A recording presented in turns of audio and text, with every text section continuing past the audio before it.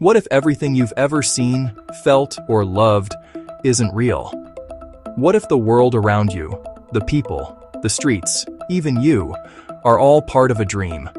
For centuries, philosophers, mystics, and scientists have all asked the same haunting question: is reality truly real? Or are we living inside a dream? Or worse, a simulation? Today, we're diving into a mind-bending journey through simulation theory, lucid dreaming, and consciousness, to ask a question that may never have a simple answer. What if reality is just a dream? We wake up every morning and call it reality, but how do we actually know it's real? The ancient philosopher Plato told the story of people trapped inside a cave. All they could see were shadows cast on a wall, and they believed those shadows were the real world. Only when one person escaped the cave did they see the truth, that the shadows were illusions created by the light. Centuries later, René Descartes questioned everything he experienced.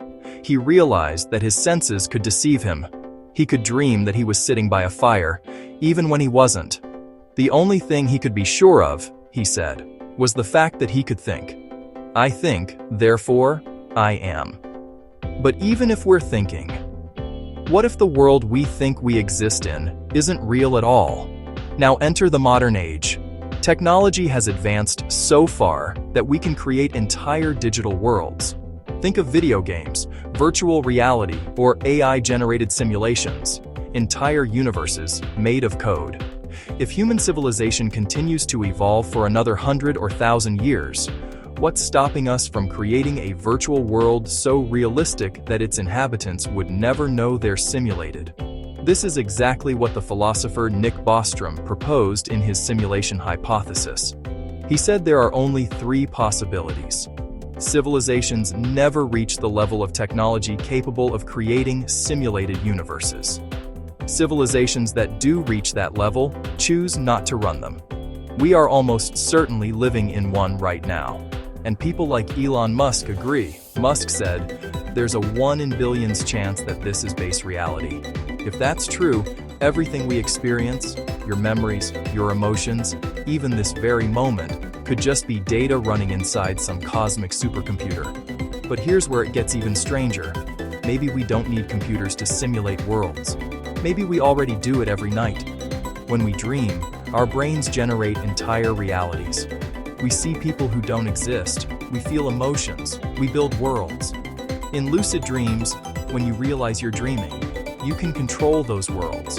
You can fly, bend time, walk through walls, or meet people your mind creates on the spot. It feels completely real until you wake up. And when you do, your brain struggles to separate the dream from a real memory. So if your brain can simulate a universe while you sleep, what's stopping it from simulating this one right now?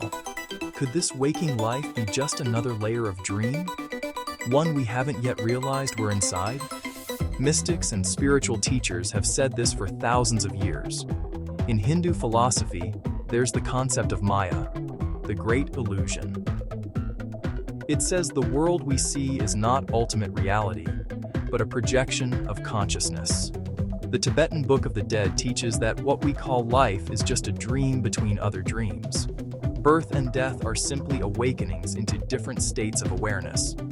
In Buddhism, there's a famous quote, "Life and death are but dreams.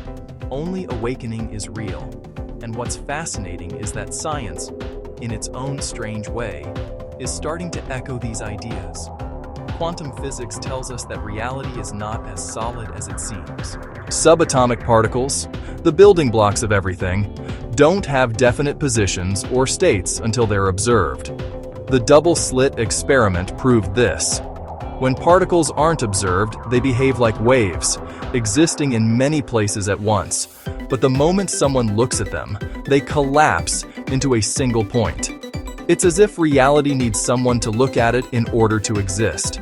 Could consciousness be the projector and the universe the screen? Even Albert Einstein struggled with this. He said, "I like to believe the moon is there even when I'm not looking at it." But the deeper scientists look, the harder it is to prove that's true. Some physicists even argue that information, not matter, is the foundation of reality. meaning the universe might be made of data, just like a computer simulation. Let's imagine for a moment that all of this is true. You go to sleep tonight, and when you wake up, you realize the life you've been living was a dream. You remember everything, your family, your childhood, your struggles, but now you're in another reality, one that feels even more real. What if that already happens? Every time we die? What if death is just us waking up from one layer of the dream into another, the way we wake up from sleep each morning? It's a strange thought, but comforting too, because it means nothing is ever truly lost. If we look at the brain, there's evidence that supports just how dreamlike reality can be. When you look around, you don't see the world directly. Your eyes capture light, mere signals, and your brain recreates that world inside your mind. The colors you see don't actually exist outside you. They're just your brain interpreting wavelengths of light. So, in a very real sense, you've never seen the real world. You've only seen your brain's dream of it. There's also the idea of consensus reality, the shared dream. When multiple consciousnesses agree on what they're experiencing, we call it real. We all agree the sky is blue, that fire burns, that gravity pulls things down.